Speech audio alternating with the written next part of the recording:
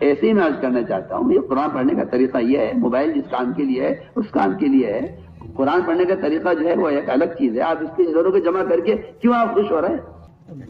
آپ مہمان کو پیشاب کے برتن میں پانی پیش کیجیے، جی برتن ہمارے یہاں دونوں طرح استعمال ہوتا ہے، پانی کے لیے پیشاب کے لیے بھی بتائیے آپ، ہو سکتا ہے ایسا ممکن ہے؟ ہر کام کے لیے برتن ہے، یہ پیشاب کا برتن ہے، یہ کھانے کا برتن ہے، یہ پینے کا برتن ہے۔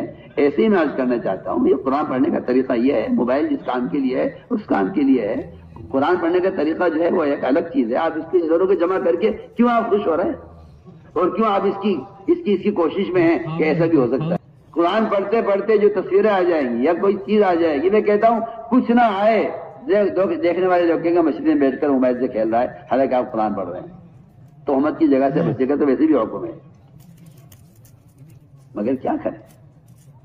جب عقل خفت ہو جائیں اور سنت سے تعلق ختم ہو جائے تو پھر آدمی رواج کا داعی بنتا ہے بجائے سنت اور صحابہ کے طریقوں کے داعی بننے کے، پھر وہ رواج کا داعی بنتا ہے۔ مولوی صاحب فرماتے تھے رواج کے خلاف ہماری جنگ ہے، مولوی صاحب کا ملفوظ نقل کر رہا ہوں،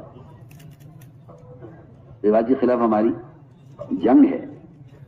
سنت کے احیاء رواج کی جنگ کو کہتے ہیں، اور اگر یہ بھی ہے یہ بھی ہے یہ بھی ہے تو سنتوں کو مٹانا ہے اور صحابہ کے طریقوں کو ختم کرنا ہے اور کچھ بھی نہیں ہے۔ اس لیے ہم تاکید سے عرض کر رہے ہیں اللہ کے راستے میں نکل کر قرآن کی تلاوت کا خوب اہتمام کرو، قرآن ہر ایک ساتھ رکھے۔ اب مجھے حیرت ہے یہ گندا موبائل تو ساتھ لے جاتے ہو جماعت میں، جو تمہاری نماز کو، تمہارے ذکر کو، تمہاری تعلیم کے حلقے کو، تمہارے دعوت کی یکسوئی کو ختم کر رہا ہے۔ اب میسج آیا، پتہ نہیں کیا میسج آیا ہوگا، گھر میں کیا ہو رہا ہوگا، یہ تو گھر میں بیٹھا ہوا ہے۔ اگر جماعت میں نکلے یہ تاجر اور موبائل ساتھ لے گئے اور وہاں دکان کے حالات اپنے موبائل پر معلوم کر رہے ہیں اور دکانوں کے میسج سیل اتنی ہوئی ہے، پیسے کم مال اتنا نکلا ہے، اگر یہ میسج آپ کے پاس آ رہا ہے، اللہ کی قسم آپ جماعت میں نکل کر تجارت کر رہے ہیں، اور حضرت عمر کا قول ہے کہ جو آدمی جماعت میں نکل کر تجارت کر رہا ہے اگر وہ کافروں کے ہاتھوں شہید بھی ہو جائے تو اللہ اس کو شہادت کا درجہ نہیں دیں گے۔ میں حضرت عمر کا قول نقل کر رہا ہوں، آپ سن لیجئے سب کان کھول کر۔ جتنے یہ تاجر ان موبائل کو لے کے جاتے ہیں جماعت میں اور وقت نکال کر اپنی تجارت کا کام موبائل پر کرتے ہیں، یہ سن لیں کان کھول کے سب۔ حضرت عمر کا قول میں نقل کر رہا ہوں، اگر یہ جماعت میں نکلنے والا، حضرت عمر کا قول میں نقل کر رہا ہوں، جو اللہ کے کلمے کو بیان کرنے کے لیے نکلا ہے، دین سیکھنے کے لیے نکلا ہے، دعوت اللہ کے لیے نکلا ہے، اگر اس نے نکل کر کوئی تجارت کی اور اس سے نفع بھی حاصل ہو گیا اور اس نفع کو وہ اللہ کے راستے میں خرچ کرنے کا بھی فیصلہ کر لے کہ میں استعمال نہیں کروں گا، اللہ کے راستے میں خرچ کروں گا، پھر بھی اگر یہ دشمنوں کے ہاتھوں، کافر کے ہاتھوں قتل کیا گیا تو یہ مقتول ہے، شہید نہیں ہے، اللہ اس شہادت کو درجہ نہیں دیں گے کیونکہ اس نے خروج میں تجارت کی ہے۔ اور یہ آپ کو تو پتہ ہی نہیں ہے، آپ تو اس چکر میں ہیں کہ کسی طرح تبلیغ میرے مزاج کے اعتبار سے ہو جائے اور یہ اصول ختم ہو کر لوگوں کو چھوٹ دے دی جائے کہ ہاں بھائی جس طرح چاہو وقت لگا لو، کوئی آواز نہیں ہے۔ آپ دیکھیں تو صحیح، ایک مدرسے سے 16 طلبہ کا اخراج ہوا ہے، 16 طلبہ جو علم سیکھنے کے لیے آئے تھے، کہیں موبائل نکلا ہے ان کو نکال دو مدرسے سے۔ خوش آمدید کی ان کے والدین نے استاد کے پاؤں پکڑ لیے، اجی معاف کر دو بچے کو، اس کے برباد ہو جائے گا یہ، کہ نہیں جی نکل اس کا اخراج کر دو، علم سیکھنے کے لیے آیا ہے۔ لیکن 16 طلبہ کا اخراج ہوا مدرسے سے کہ نہیں ہو، داخلہ ہی نہیں ہو سکتا دوبارہ، کہیں جا کے پڑھو نہ پڑھو۔ آپ سوچیے تو صحیح، آپ نے کام کھیل بنایا ہوا ہے، آپ کہتے کوئی حرج نہیں، اگر وہاں داخلہ ہوا ہے تربیت کے لیے تو یہاں خروج تربیت کے لیے ہے۔ میری آپ سب سے درخواست ہے کہ اس شیطان کو بند کر کے رکھ دو، ورنہ میں اللہ کی قسم کھا کر آپ سے کہتا ہوں فرشتے پھٹکیں گے نہیں آپ کے حلقوں میں اگر یہ تصویریں آپ کے ساتھ ہیں۔ اللہ کے نبی صلی اللہ علیہ وسلم مکہ میں فاتحہ میں داخل ہوئے، سنو میں کیا قصہ سناتا ہوں تمہیں، تم تو ان تصویروں کو موبائلوں کی تصویریں لے کر جلسوں کی اشاعت کر رہے ہو کہ ہم دین پھیلا رہے ہیں، تم دین نہیں پھیلا رہے ہو، تم حرام کام میں مبتلا ہو، تم کہاں سو رہے ہو؟ تصویر کا لینا حرام ہے، اور یہ بیچارہ اس چکر میں پڑا ہوا ہے، اس کا دماغ اس دماغ میں بیٹھا ہوا ہے کہ میں دین کی بات پھیلا رہا ہوں، دین کی بات نہیں پھیلا رہا ہے، یہ حرام کاری میں لگا ہوا ہے، اس کو گناہ مل رہا ہے۔ آپ صلی اللہ علیہ وسلم مکہ مکرمہ میں فاتحانہ داخل ہوئے، وہ بیت اللہ جہاں آپ داخل ہونے چاہتے تھے، کفار آپ کو اجازت نہیں دیا کرتے تھے بیت اللہ میں داخل ہونے کی. آپ بیت اللہ میں فاتحانہ داخل ہو رہے ہیں، چابی آپ کے ہاتھ میں ہے. سارا مکہ کانپا ہوا ہے آپ سے. آپ نے تالا کھولا بیت اللہ کا، دروازہ کھولا، نظر پڑی بیت اللہ پر، آپ کے اندر تو تصویر بنی ہوئی تھی. آپ نے ٹھہر گیا، فرمایا کہ نہیں میں بیت اللہ میں داخل نہیں ہوں گا. کعبہ اللہ کا گھر،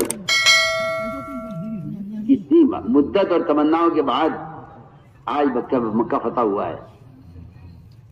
کیا اس وقت کیا دیکھنا معمولی چیز کو، بڑے بڑے کام کرو. ارے مکہ مکرمہ فتح ہو رہا ہے، بیت اللہ میں فاتحانہ داخل ہو رہے ہیں.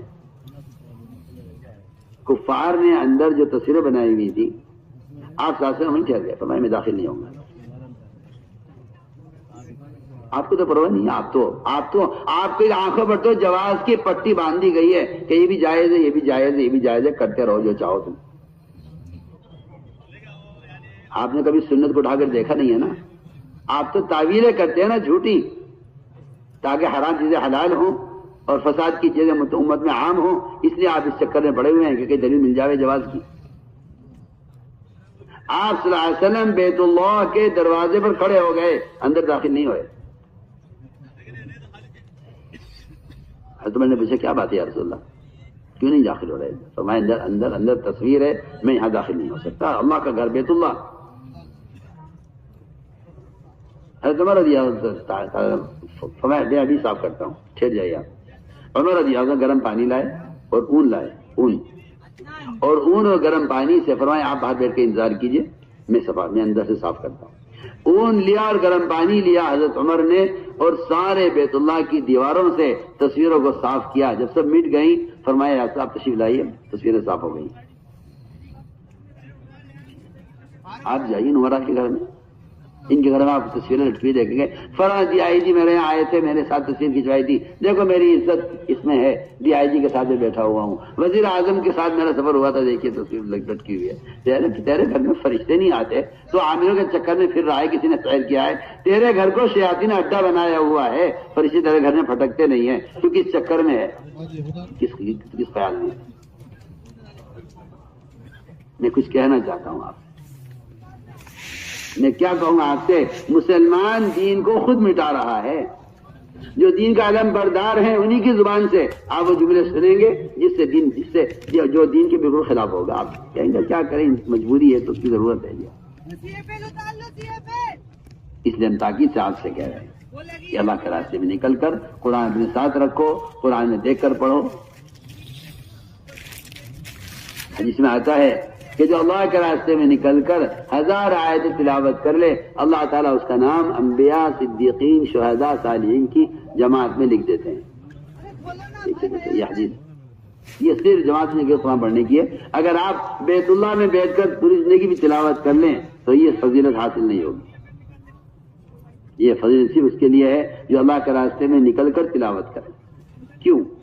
یہ فضائل اس لیے ہے جماعت میں نکل کر حرم سے زیادہ، حرمین کے بعد زیادہ ثواب اس لیے ملے گا کیونکہ خروج کے ساتھ جو اعمال ہوتے ہیں اس سے عمل زندہ ہوتا ہے، اعمال متعدی ہوتے ہیں. اس لیے بات بالکل واضح ہے قرآن حدیث کے اندر کہ اللہ کے راستے میں نکل کر جو عمل کیا جائے گا اس عمل کی فضیلت حرمین سے زیادہ ہوگی.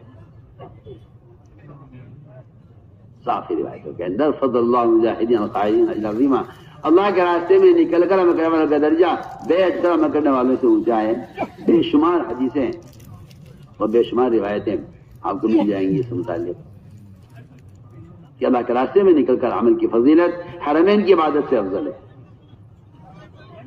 جو صحابہ مدینے میں مرتے تھے وہ تمنا کرتے تھے کاش مدینے میں نہ مرتے. صحابی کی وفات مدینے میں ہوئی، آپ نے فرمایا کاش یہ اللہ کے راستے میں مرتا. روایت ہے ایک بچی اپنے باپ کے جنازے پر رو رہی تھی. لوگوں نے تسلی دی بچی کو، کہا دیکھو بیٹی رو مت، دنیا سے سب کو جانا ہے. کہ نہیں، وہ تو سب کو جانا ہے، میرا موت پر یقین ہے. میں اس پر نہیں رو رہی کہ میرے باپ کا انتقال ہو گیا، میں اس پر رو رہی ہوں کہ میرا باپ مدینے میں کیوں مرا. آپ دیکھیں تو صحیح صحابہ کے بچوں کا کیا جذبہ تھا. لوگ سمجھے باپ کے فراق میں رو رہی ہے، بچی نے کہا میں باپ کی فراق میں نہیں رو رہی ہوں، مرنا سب کو ایک دن ہے، موت پر یقین ہے. مجھے رونا اس پر آ رہا ہے کہ سب تو مرے ہیں اللہ کے راستے میں، یہ میرا باپ مدینے میں مر رہا ہے، مجھے اس پر مجھے اس کا غم ہے. سوچیے آپ، ایسا جذبہ تھا نکلنے میں. تو میں نے عرض کیا کہ خروج میں کے فضائل حرمین کی عبادت سے اللہ کی قسم بدر جہاں افضل ہے. اور یہ آپ ذہن سے نکال دیجئے اس بات کو کہ وہ قتال کے لیے تھی، یہ بات اس کا قتال سے کوئی تعلق نہیں ہے. میں صاف بات کہتا ہوں، بالکل اس کے قتال سے کوئی تعلق نہیں ہے. قتال ایک عارض ہے، قتال عارض ہے، دعوت مستقل ہے. اس لیے خروج کے جو فضائل ہیں وہ مستقل کے فضائل ہیں.